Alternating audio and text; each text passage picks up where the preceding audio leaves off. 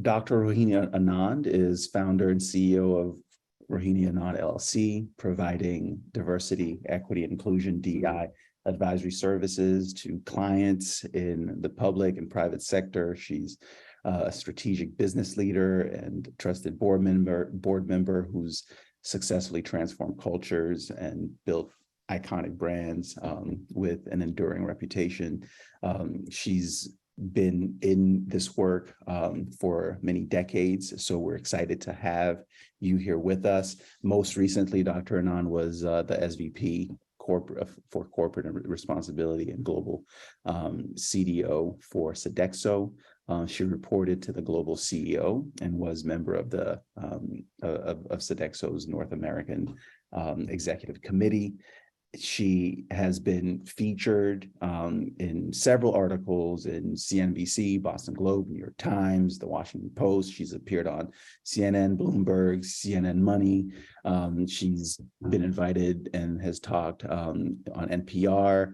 She is a recipient, as you can imagine, of many different awards and accolades, including but not limited to the Mosaic Woman Leadership Award, Women's Food Service Forum Trailblazer Award, Webster University's Women of Influence Award, and Who's Who in Asian American Communities Award, among others, as I said. Dr. Anand has a PhD from the University of Michigan, and as a practitioner scholar and thought leader and published author, she is someone who is very celebrated, and of course the author of the book Leading Global Diversity, Equity, and Inclusion, a guide for systemic change in multinational organizations. If you don't have that book, definitely please purchase it right now. It's excellent, worth its weight in gold. So that being said, I'd love to bring you in, Dr. Anand, and see what are your thoughts generally around this topic of doing this work across sectors and the challenges and the opportunities that are presented, and your perspective on doing so internationally and globally. Yeah, so thank you very much for inviting me. I'm very happy to be here. I know you sort of nabbed this date a long time ago, so appreciate your reaching out to me, and I'm looking forward to having a conversation with each of you. So my pronouns are she, her, and maybe what I'd like to do, if it's okay with you, is to just share a little bit about who I am, my personal journey, to give it the sort of global context, if you will. So, as everybody knows, those that are involved in diversity, equity, and inclusion, it's very personal for them, as it is for me. And, my story is very integral to who I am. I grew up in Mumbai, India, where, everyone pretty much looked like me. I belonged to the majority religion, Hinduism. And surrounded by others like me, I had the privilege of not having to think about my identity. So it was when I moved to the United States as a young immigrant woman, this was sort of an inflection point in my journey, both literally and metaphorically. And my identity shifted from being, a person who saw herself as the center of her world, to being an immigrant, to being a foreigner, and to being a minority. And I was completely unprepared for that. And it was only when I was identified as a minority did I realize the privileges that come with being part of a majority. I was part of the majority growing up in India, but I hadn't quite recognized my privilege in that way. And I was honestly unable to until I was perceived as a minority and I experienced things differently. So this vocation is very personal for me. Understanding what it means to be perceived as an outsider is very much at the heart of DEI work. And my work is about, leveling the playing field so everyone can succeed. So I like to say that my vocation and my avocation are perfectly aligned. So as you said, I worked at Sodexo till 2020 and decided to rewire from Sodexo in 2020 after being there for 18 years and leading global corporate responsibility and diversity, equity, and inclusion for a global organization. It was in 85 countries, 460,000 employees. And when I joined, Sodexo was in the midst of a very serious lawsuit. It was a class action lawsuit filed by its African-American managers. So that was sort of what was handed to me. It predated me. But what I like to say is that we, took the organization from class action to best in class. and really transform the culture.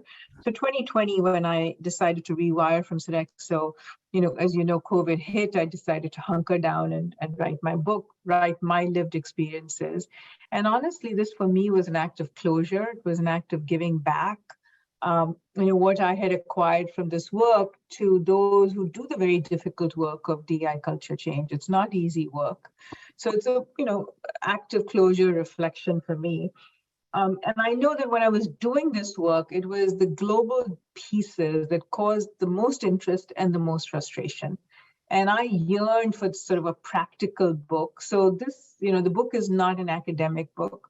It's not a theoretical book. It's a view from the trenches of someone who has had to sort of pioneer a way forward without any real roadmap. But the question, always is, how do you get from these sort of discrete, isolated situational actions to sustainable progress? So just a word about the book. Initially, I thought that, I would write this how-to manual, but I realized that what was more important was to really share the information behind the informative story behind the how-to, which is sort of the mistakes I made, so others don't have to make the same mistakes. So I make myself pretty vulnerable. And it's also my own journey, my own, growth on this DEI continuum. So in response to your question in terms of, how do you do this work globally, just to frame this up, and if you'll bear with me, there are two things I'd like to share. One is sort of the different approaches to doing global DEI work conceptually. And then the second is sort of what I see as the 5 principles that form this through line in doing this work. So there's different approaches, right? One is sort of a universal approach, which is you have the centralized top-down policy that is, rolled out across the globe, and, it seeks to save time and money. And you have sort of commonly developed tools, but the struggle is that it's very difficult to get them embedded locally because it's not owned locally. And you can use this in a geographical context. It can also be, sort of an organization or company with multiple locations within a particular country or different sort of segments of business. It's not owned locally. So, one example is a global food delivery company that encountered pushback when the company's US headquarters, the LGBTQ employee resource group, asked that all employees globally get a Pride rainbow badge that they display in support of the LGBTQ staff. And that, they had the best of intentions. They wanted to make allies visible to the organization and to create a safety zone for their employees who may not be, open at work. But the employees in Egypt were very concerned because same-sex relationships were illegal there. So the LGBTQ employees had learned to be discreet for their own safety, and no one wanted to carry this burden of a visible label that might endanger them. So, that's sort of an example of when you don't take into account a local context. It could have been handled a little differently and gotten to the same outcome of ensuring that there were allies who were supportive of the LGBTQ community. The other is a local approach, which is very local. And the example is Ahold Delhaize, which is a Dutch company, and they have these supermarket chains and convenience stores in the US. In Europe, it's Albert Heijn. In the US, it's Giant, Stop and Shop, Food Lion. And they have a very local strategy. So they hire from a 5-mile radius. And the idea is that the staff should reflect the community. And if they do that, then they can better cater to the customers. And while this approach is very appealing because it's very local, the implementation can be very inconsistent. And it doesn't benefit from cross-border exchanges and best practice sharing. So I have found that a transversal approach is more suited to doing global work. That's one where you have sort of a global framework that shapes and guides the work, along with the flexibility and the autonomy to adapt it locally. So, it sort of has a consistent brand, broader accountability, but very local implementation. So, globally, the focus, for instance, might be gender because that's something that can be measured across the board. But locally, the other underrepresented groups are defined locally. In Brazil, it may be the Afro-Brazilian community. In Australia, it may be the indigenous Aboriginal community. So it depends on, what the context is. So that's a bit about the approaches. I don't know, would you want me to talk about really quickly about the 5 principles and then open it up to questions? How would you like me to proceed? Yes, please. Of course, our students in the class are familiar, but our guests aren't. So please, by all means. So, I found that, given sort of the complex and the dynamic nature of this work, of DI work, there's really no checklist or playbook. And honestly, best practices are not adequate. You can get all the best practices you want, but you need a framework that works. And I found sort of these 5 principles that consistently came up, and they provide a through line for doing this work. They're simple, but they're very disruptive. And they don't provide plug and play templates based on what's worked in the US. And I think that's been one of the foundational mistakes in doing this work, is to replicate what's worked in one part of the world and implement it in a different part of the world. So they can be applied with sensitivity to any culture, and leaders can develop their own solutions. So the first is make it local, which basically says that global DEI change has to be anchored in an understanding of the local context, rooted in the local particulars, the laws, the culture, the language, the history of each place.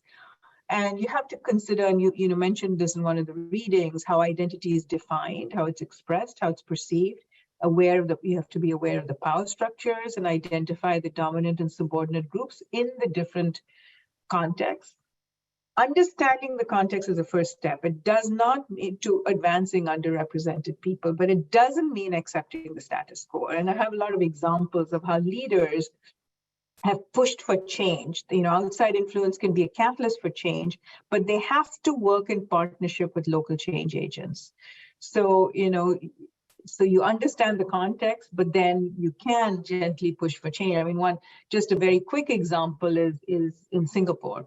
So recently, Singapore was not an LGBTQ friendly country. They've just recently changed their laws, which is terrific.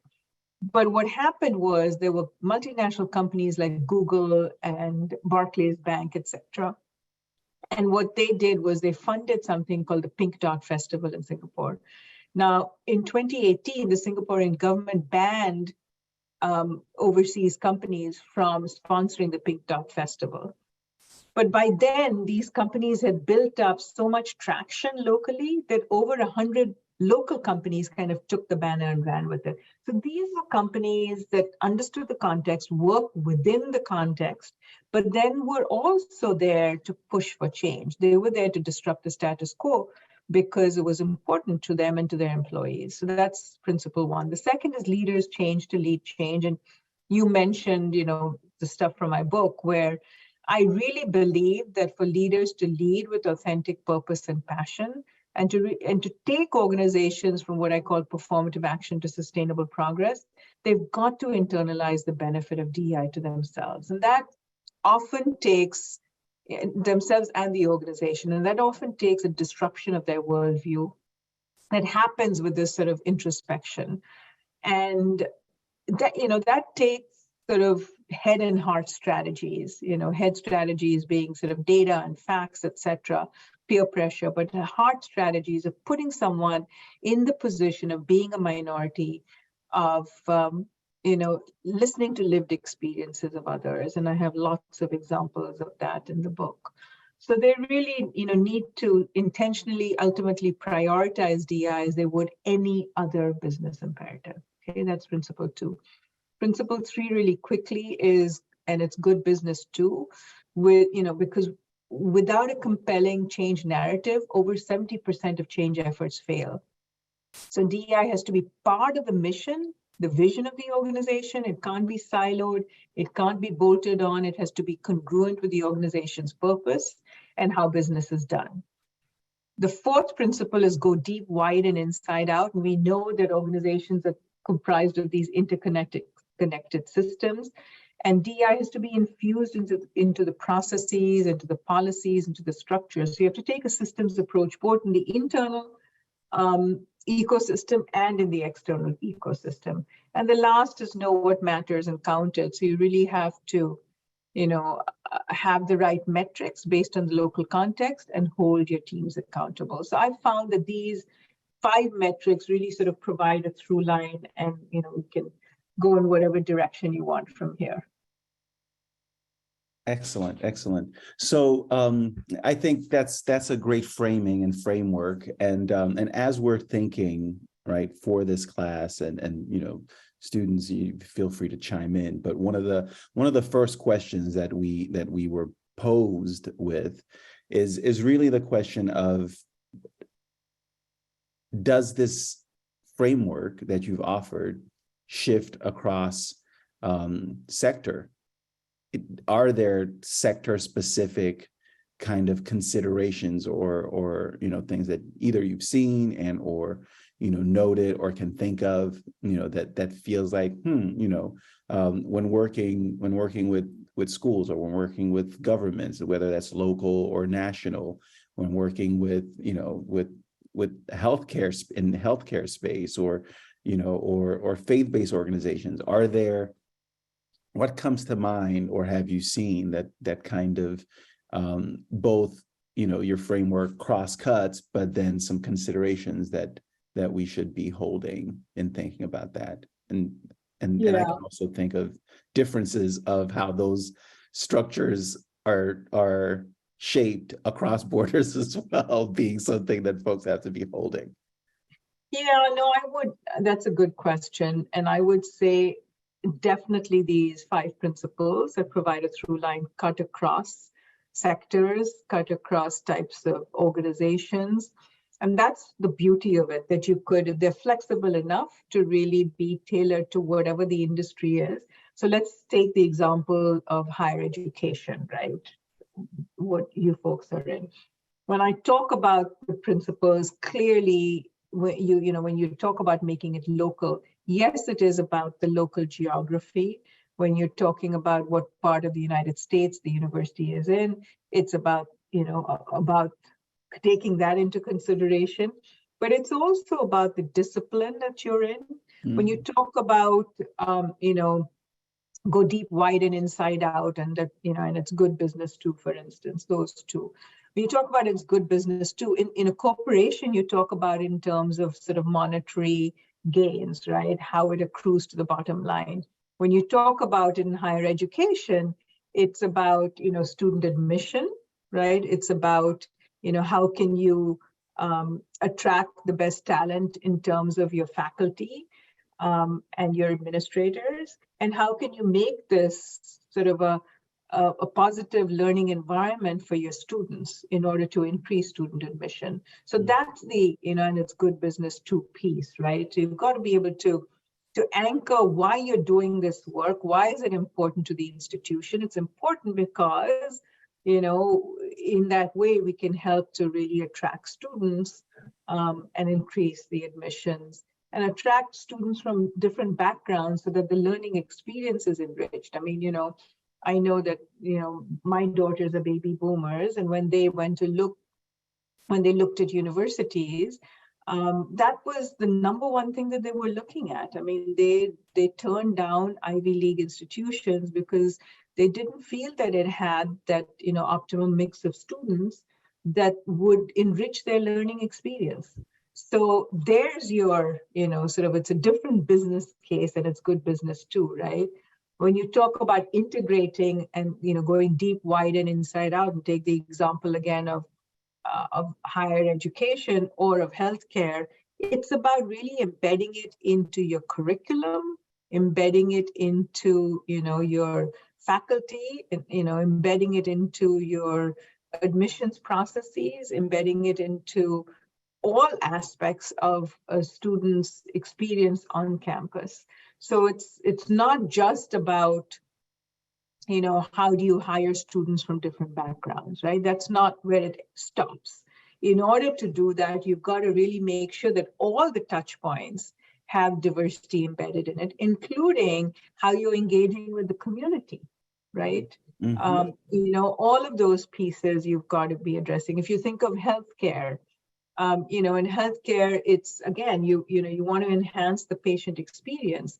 But what does that take? It takes, the support staff. It takes the visuals of the institution. It takes how the institution is engaging with the community. It's all of these things that come together in order to really sort of embed it deep, wide, and inside out.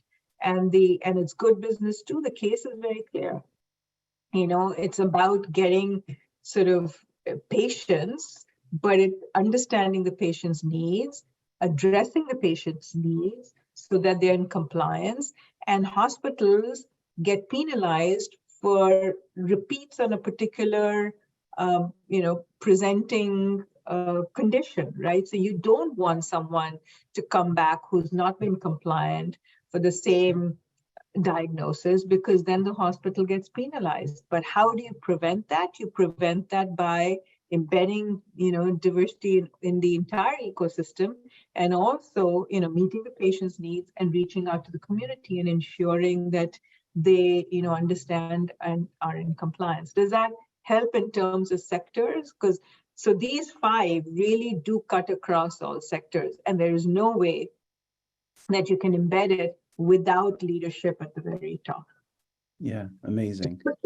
So I'm seeing a lot of head nods across the screen, and as folks are nodding, and my students in the course specifically, I wonder, before we move to a further question, what are some of the things, either from our reading or from the course, this trimester that, this conversation is having percolate for you? What are your initial kind of like bells that are ringing, ahas? Chris, go for it. Yeah, hi, Dr. Anand. Thank you for being here. You mentioned just very at the end there, and it was mentioned in your book, that this kind of work isn't possible without buy-in from the leaders at the top. And a lot of what you talk about in your book is very circular in reasoning, in that in order to have the buy-in at the top, you need people to share their experiences. In order for people to share their experiences, you need to have an open culture. In order for there to be an open culture, you need to have the buy-in from the top. So where are these on-ramps, or how do we as DEI practitioners identify these on-ramps onto that, that freeway or that highway in order to get the process started? Yeah, I think that's an excellent question, Chris. I don't know, are you with a particular organization, or I'm just trying to get some? I'm not right now. I'm interviewing for jobs in the organizations. Okay.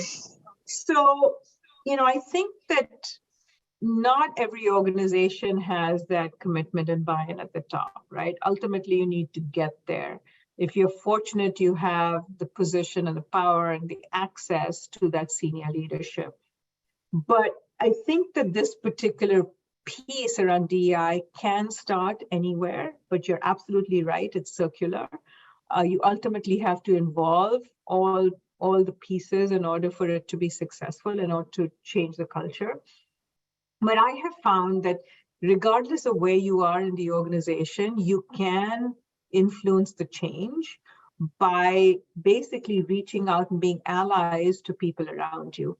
And increasingly, employees at all levels of the organization are demanding it. I mean, particularly with the, future generations, they're basically saying, we want to have inclusive cultures.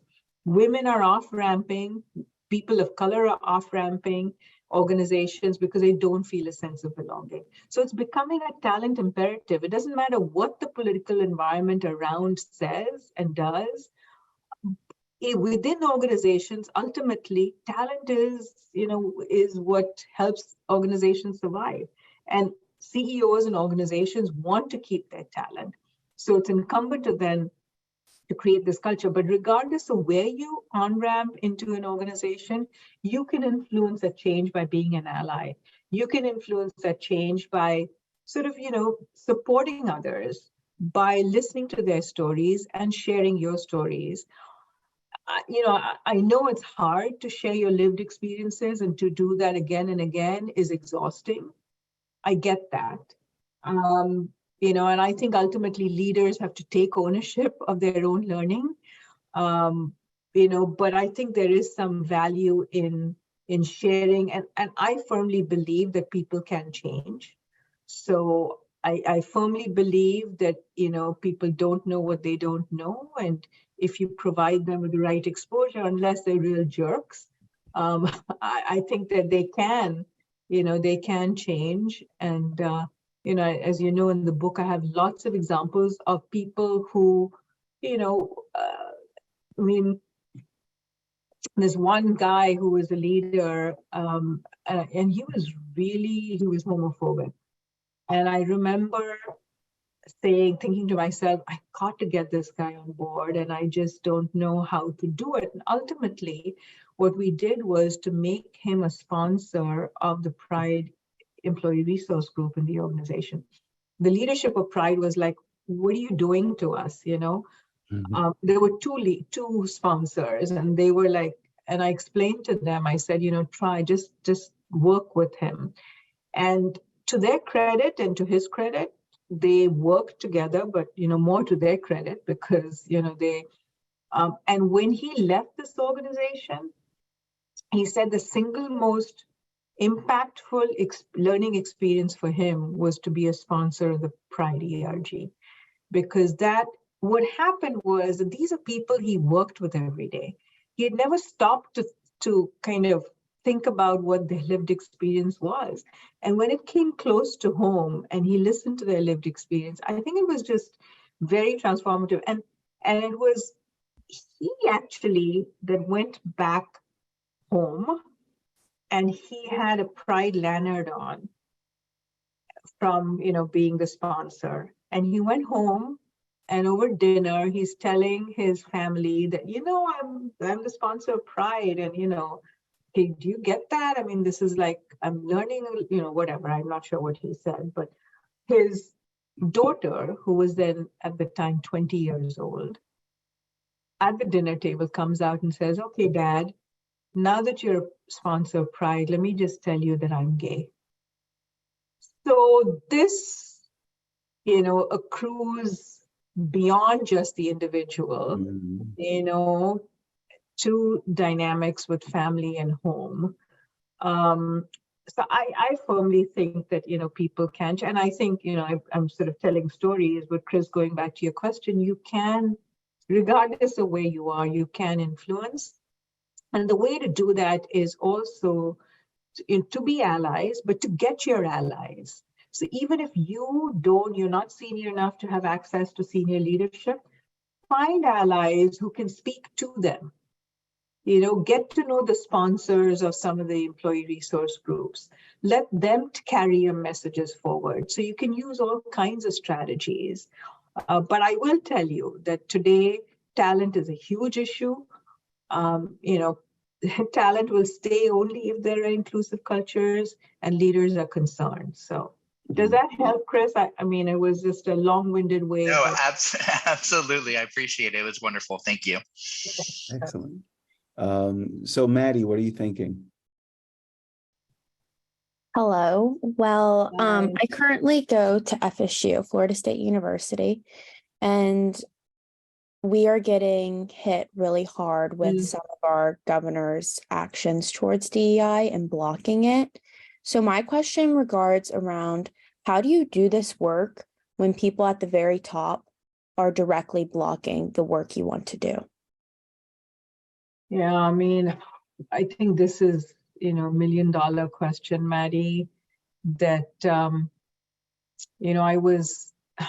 I'm part of this board for NACD, National Association of Corporate Directors. And, all the stuff that's come out about the Silicon Valley Bank and the train derailment and all of them.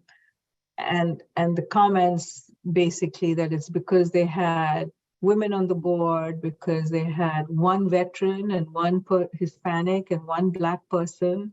That's why the bank fell apart.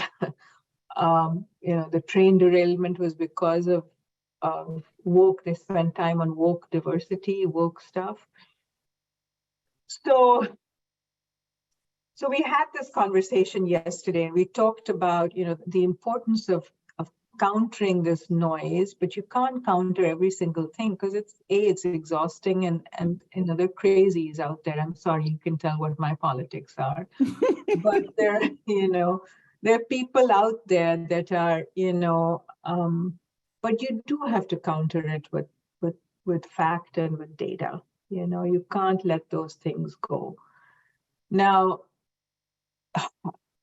Florida and, at the top and, basically the laws that are being passed, it's difficult.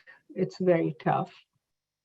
But I don't see how, I honestly don't see how these laws can shut people down.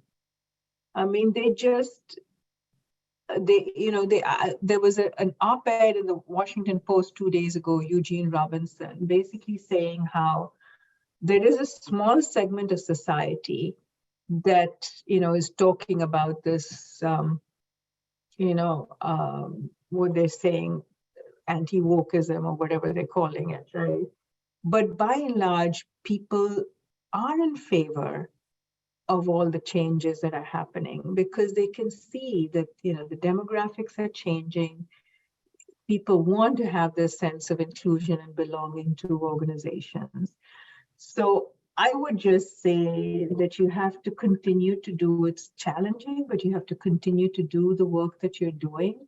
And I think the more voices that you have that can speak up, I mean, look at countries like France, right? I mean, they raised the retirement age by 2 years from 62 to 64. And the country for 1 month has gone crazy in terms of protests. Now, okay, I get that we're not that kind of culture. We don't go on strike and all that. But I do think that people's voices count, and you have to continue to raise your voice and continue to build that, allyship so that people's voices can be heard, because, I mean, this is not a dictatorship. Yeah. That, that people have to, can shut people down. So. Yeah. I'm sorry, I'm not getting a better answer for you, Maddie, Yeah. other than just to say that you have to keep doing what you're doing. Yeah. You can't let them intimidate. Sorry, go ahead. No, that I think I was just going to actually, say I think that's an excellent answer, actually, Dr. Anand, because and your example of what's going on in France, right, is exactly what we in our organizations as leaders in DI need to engage in doing, right, through allyship, through collaborations, through empowering, teams and igniting, right, the passions and making sure that folks realize, hey, no, wait, we actually have the power in this equation. It's not the people at the top, right, but rather those of us in terms of government, those of us who actually, put these folks in positions of power, or even in community-based organizations, the workers have a lot of power. Even in businesses, workers have a lot of power that can be reclaimed. So we have about 13 minutes. So I know. So you were going to, were you going to speak to this point as well, Jackie? Because Gus had his hand up, so you could speak really quickly. And I'm sorry, I didn't realize we were ending at 1. I will just quickly say, what about the role of businesses and what Disney is trying to do in Florida that maybe, and I know that business is not the law, and I know that they haven't been able to overturn anything, but I heard what you also said about Singapore. And anyway, I just want to point out that especially given what GCNYC does, which is about social impact and businesses' role in it, that some businesses can stand up as well and make a difference. And Disney has announced this week that they're going to be hosting a major gay rights summit. So anyway, just wanted to say. Yeah, no, you're absolutely right. I think businesses have a role to play. The reason Disney has raised its voice right after the initial faux pas was because the employees pressured them. It was the employees who said, you've got to take a stand on this. And that's why they did what they did. So I think, going back to the point with Chris, regardless of where you are in an organization, I think, you have the power to, be heard, to kind of be allies, and so I mean, the short answer to your question is that, yeah, businesses have a major role to play in, and the employees are saying, stand up and be counted. We want your voice to be heard. So definitely, I think businesses, and they will, because businesses don't have a choice right now. Their employees are saying, this is what we want. This is what's important to us. Awesome. All right, Gus, come on in. So Dr. Anand, first of all, thank you so much for making such an inviting book for especially those of us that are neophytes in the whole field of DEI. I'm a part-time academician and full-time practitioner, so I love this notion of you from the trenches. I also love the notion of sharing both head and heart. As a leadership development guy, I'm a big believer that the heart is the most underutilized leadership muscle in the body. So I'm so glad that you bring the two of those in. I've got 100 questions for you, but I will stick just to the topic at hand for now, and knowing that we're short on time. You mentioned, and I didn't see this in the book, but you mentioned during your opening that about 70% of all transformation efforts fail. And it just struck me that John Kotter wrote the seminal article on why transformation efforts fail. And I just looked up the date, and it was in 1995. So 28 years ago, he said about 70% of all transformation efforts fail. He gave us an 8-step change model, which in organizations that I've worked with that have actually adopted it, the number goes up significantly higher than that. So question to you is, why do you think that we haven't, over the course of the last 30 years, gotten any better from organizational transformation? And then specifically, sort of to Chris's question, where can you better impact true cultural transformation from inside the organization or outside the organization? Because I think a lot of us are planning on being external consultants. Got it. So the 70% stat that I mentioned actually comes from Kotter. That's where that's from. And I think the reason, what I'm seeing, particularly in DEI, as to why a lot of these transformation efforts fail is because people just see this as a standalone, as a series of discrete activities. You do ERG, you do mentoring, you do a learning activity, you do a training. That doesn't change the culture. It really has to be the nexus of all these things coming together, right? Working on all these different aspects around measurement, accountability, the leadership, the embedding, all of that coming together that really creates that transformation. So I think it's a mindset in terms of moving away from, diversity is separate and apart. It's a check the box. It's, a series of activities or actions. That's not it. It's basically, it has to be fundamental to the organization, and you have to really look at all these sort of 5 principles that I talked about and work on all of them together. So I think it's as simple as that. I also think that post the murder of George Floyd, a lot of organizations basically, rushed to hire diversity professionals and chief diversity officers. They were figureheads with no budgets, with no influence, with no positioning, with no power. And it was just more, let's check the box and say that, that we've done what we had to do and just look good. And it's, those diversity efforts that fail because it's just, it's a series of discrete actions that really get you nowhere. So that's the answer to your first question. Your second question around where can you influence more change internally or externally? That's a good question. And so I've been internal and, now I'm external, right? So to me, I think that, and I was actually a consultant before I went internal. And the reason I went internal was because I wanted to really stay with long-term transformation. As a consultant, you kind of dip in and out, and you can come in and impact one small piece.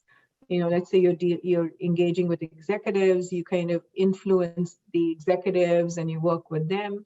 And there's a place for that, obviously, because even as an internal, I brought in external people, right? So there's a place for that, but then you leave. So you don't really see that sustained change. So you have to, for me, that was a little frustrating, which is why I went internal. But you have to look at it as, unless you have the sort of privilege of coaching somebody who's a diversity practitioner internal, which is what I'm doing a lot now. So I actually work with them. So I provide my external thinking and thought process, but they are the ones who are actually there and able to do the work and influence. So I think there's a place for both. But I think as an external, you kind of, you don't see that long-term piece. So. Excellent. Thank you for that. So wondering if folks have any other thoughts or pressing questions, and as you are pondering them, one thing that actually came up, I think organically, Dr. Anand, is in the answer to the last question, you talk about basically the fact of what transpired right in 2020, and you close your book with exactly that, noting that organizations can change and organizations can shift very quickly if they want to / have to, right, as the COVID pandemic demonstrated. And simultaneously, and I experienced similar, that that the shift and change as it relates to DEI that organizations engaged in tended to be largely superficial. And we saw and are still seeing, right, a major uptick in roles being advertised for D&I, some of them structured in ways that are structured for success, at least when you look at a job description. Others that it's evident that it really is a tick box that's being fulfilled. And you close the book by talking about the at the writing, right, that we're at an inflection point, and the next chapter is yet to be written, right, as it relates to DEI, where we're going. And I think both all of the questions posed thus far, and related to Maddie's point, we're living, I think, right, that next chapter where seemingly the very little gains, post the summer of 2020. And I say the summer of 2020 is, intentionally, because it seemed like it was just the summer of 2020 that those gains happened, and then they started being dialed back right away. I wonder, what you're seeing and or thinking about this chapter that is being written, the anti-woke movement, the anti-critical race theory movement, and now the anti-DEI movement, which are all strategies aimed at leveraging, more power and privilege, and taking back and any gains that have been made. So how is that chapter being written, in your view, and what are some of the ways that either organizations or individuals that you're seeing are actually engaging strong ways to make sure that it's being written positively? Yeah, I think that's again a really good question. And although positions are being advertised, I think that's slowing down tremendously. And there's a lot of layoffs of diversity professionals, particularly in the tech spaces. Mm-hmm. And it's sort of, it's sort of having this cascading effect, if you will. And my advice to diversity professionals is get back to basics. Make that demonstrate the case, the value of diversity to the organization. I know we're tired of doing it, but that is getting back to basics to be able to kind of show that. Also being selective about what you're engaging in, because you can't do everything. So just, be selective and choose those things that have the greatest impact. And then, build relationships with your business partners, embed DEI into other existing processes so they can't be, rid of that easily. So instead of a separate diversity training, if you have a leadership training, embed it into that. And then, I think for one other advice that I give for those that, are experiencing budget cuts and all is to, look at your layoffs that are happening with a DEI lens. So often organizations don't do that. I mean, they'll say, we cut 500 positions, but is there someone looking at, those 500 positions? How many were women? How many were people of color? So I think, but getting back to sort of this next chapter and what it's going to look like, I don't know. All I can say is that, change really happens at the intersection of people and processes. And we don't have to wait for massive policy changes, law changes, and policy changes. I think as individuals, we have the power to really bring about change, regardless of where we are in the organization, bring about change in your sphere of influence. And I think that cumulatively is going to make a big difference. And I think that's where allyship comes in. I think that as employees, as people start demonstrating what is important to them, start showing what's important to them, organizations will step up. Like the Disney example, will step up and basically, support their talent. So I don't know what this next piece looks like, but all I know is that, as I said, change happens at the intersection of people and processes. And as people, as allies, we can continue to do and to push, because I think it's going to have an cumulative impact. Excellent. Thank you. So I don't want to be the only one speaking. So I wonder if, or posing questions. We've had a couple of questions and, from folks in the class. I wonder if any of our guests have any additional thoughts or question about this conversation.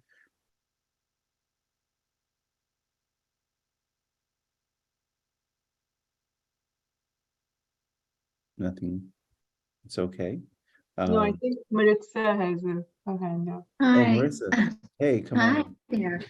Okay, I know we're over time. I'm going to make this very brief. It's a conceptual question about the way diversity, equity, and inclusion is named and what is happening on the part of people who reject the notion of change and who like to leverage word campaigns against phrases that actually just mean bringing in more women, more people of color, more people who are gender fluid.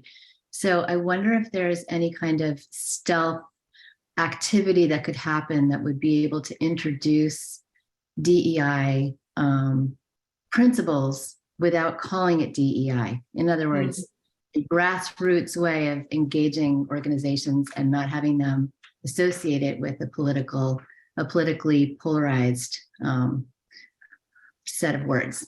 That's my question. Yeah, so I think there are lots of organizations that are using, variety of different words, right? So some are calling it EIB, equity, inclusion, and belonging. Belonging seems to be, inclusion and belonging seem to be the two words that are not necessarily bigger words like diversity or equity, and equity simply because it's just completely misunderstood, right? So I think organizations are playing around with different ways and also prioritizing the words differently. So they're calling it, I know one organization says EIB, particularly globally, because equity resonates globally. Inclusion and belonging resonate globally. So that's one that seems to be increasingly used. And, there are other organizations that say IDE, so inclusion, diversity, and equity. There are others that say IDEB. So, whatever works in your organization, at the end of the day, it's the outcome that we're looking for. And you're right. I mean, I think there's some words in there that are trigger words that we need to, either define better, or just sort of see what other words can be used that are not as polarizing. So, To me, basically, ultimately, it is about diversity, equity, and inclusion, because those are the three key ingredients, and the outcome is belonging. Excellent. Gus, come on in. We'll take one more question before we wrap. Thank you for that gift. So you have so graciously and courageously shared with us your personal journey, and you started off that way as well. And yet there's a piece of it that I haven't been able to find. So you describe in the book about literally leaving Mumbai, your family's around you, getting on an airplane, first time you've ever flown anywhere, flying to the US for your master's degree, which I think was in diplomatic history, if LinkedIn is correctly, at Ohio University. You got a PhD at University of Michigan. So I'm curious, what's your PhD in, and how do you go from coming here, getting a master's and a PhD in this emerging field, and suddenly now we're looking back and saying you are literally this pioneer and this icon. So put a bit more specifically, it's like, how did you get from here to there, and then how does that translate for anybody today that wants to get into the field of DEI? Does that make sense? Yeah. What I'm asking? Yeah, totally makes sense. So for me, I did my PhD. I sort of didn't quite know what I was going to do with it. Teaching was definitely one option, but I realized very quickly that I didn't want to be an academic. I wanted to do something that was more applied. So I had a bunch of different positions, but then ultimately I worked for a nonprofit organization in DC, the National Multicultural Institute. And they don't exist anymore, but at the time they had these conferences, and what I helped them to do was to develop their consulting practice. So I built out their, multicultural consulting practice, which is basically the precursor to diversity, and largely in the nonprofit world. So government agencies, hospital systems, higher ed, K through 12, etc. And, it was while I was doing that I realized that I really wanted to work internal within an organization, because I wanted to stay and see the sustained sort of change. It was at the time that I was introduced to Sodexo. And, I had been doing consulting in this space. So I had, written a bunch of articles and manuals and been doing consulting. And I have to say it was CEO, Michel Landel, who was, a straight white French man who took the risk and hired me because he was, there was a connection there. He saw something there. And he hired me. And when I was hired, I actually kind of questioned the wisdom of the organization hiring me at a time. I didn't know the seriousness of this lawsuit, of hiring me at a time when they had this lawsuit filed by Black managers in the organization. I'm Asian American, I'm not Black. It was a concern for me. And, I went about sort of building my relationships with the African American managers in the organization. I have to say it's because they trusted me and because of their generosity of spirit that I was successful. So I had to build my alliances with them while also, demonstrating to leadership that, I knew what I was doing and that they needed to make some changes, and I had to get their trust as well. So, I think, it's a question of getting your foot in the door. And I was fortunate enough to have somebody who, saw the potential and gave me the opportunity. And then, he moved on to become the global CEO. And he asked me, he said, you've done this amazing job in North America. I want you to take this and do this work globally, which opened up all other opportunities for me. So amazing. Well, thank you for sharing that. I appreciate it. Yes, yes. Thank you so much, Dr. Anand, for your time. You've been so generous with it. You've been so generous with your expertise and experience as well, both professional and personal. So thank you so much for joining us, and to everyone who joined. A couple of folks had to leave right at the top of the hour. Yeah. But thank you, and I will forever be in your debt. Oh, no, thank you for reaching out. And I really was happy to engage with your students, and good luck to each of you. Keep doing what you're doing, and reach out if you need any support. Take care. Amazing. Bye-bye. Thank you.